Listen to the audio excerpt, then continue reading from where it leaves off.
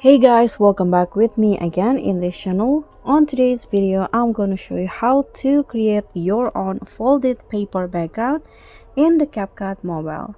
So first, you just need to use a black background like this, and then just head to the video effect, find the texture category, swipe to the left.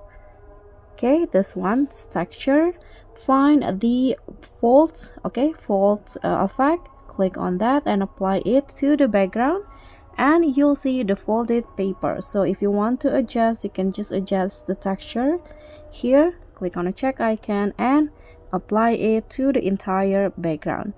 So this is it. Thank you so much for watching. Please don't forget to subscribe, click on the like, leave a comment if you have any question, and also click on the thanks button below. I'll see you all on the next tutorial. Thank you.